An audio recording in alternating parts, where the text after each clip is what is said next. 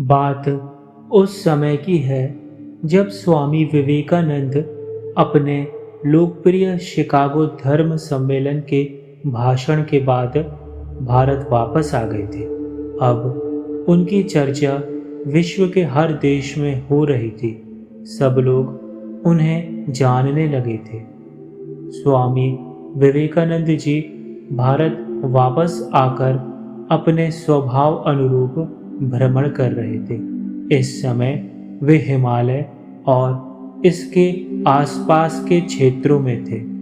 एक दिन वो घूमते घूमते एक नदी के किनारे आ गए।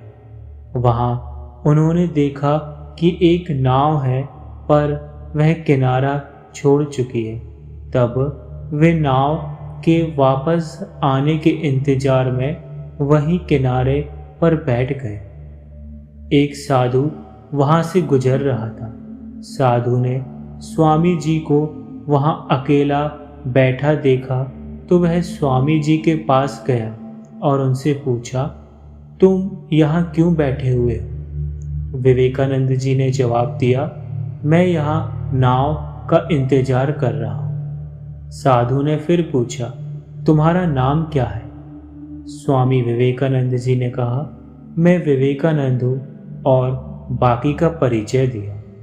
साधु ने स्वामी जी का मजाक उड़ाते हुए उनसे कहा, अच्छा, तो तुम विख्यात विवेकानंद हो, जिसको लगता है कि विदेश में जाकर भाषण दे देने से तुम बहुत बड़े महात्मा साधु बन सकते हो।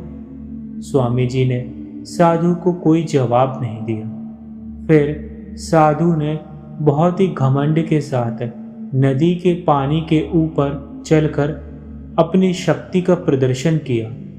कुछ दूर तक चलने के बाद साधु ने स्वामी जी को कहा, क्या तुम मेरी तरह पानी पर पैदल चलकर इस नदी को पार कर सकते हो? स्वामी विवेकानंद ने बहुत ही आदर और विनम्रता के साथ साधु से कहा, इस बात में कोई शक नहीं कि आपके पास बहुत ही अद्भुत शक्ति है, लेकिन क्या आप मुझे यह बता सकते हो कि आपने यह असाधारण शक्ति प्राप्त करने में कितना समय लगाया? बहुत ही अभिमान के साथ साधु ने जवाब दिया, ये बहुत ही कठिन कार्य था। मैंने 20 सालों की कठिन तपस्या और साधना के बाद यह महान शक्ति प्राप्त की है। साधु का यह बताने का अंदाज बहुत ही अहंकार भरा था। यह देखकर विवेकानंद जी बहुत ही शांत स्वर में बोले, आपने अपनी जिंदगी के 20 साल ऐसी विद्या को सीखने में बर्बाद कर दिए जो काम एक नाव 5 मिनट में कर सकती है।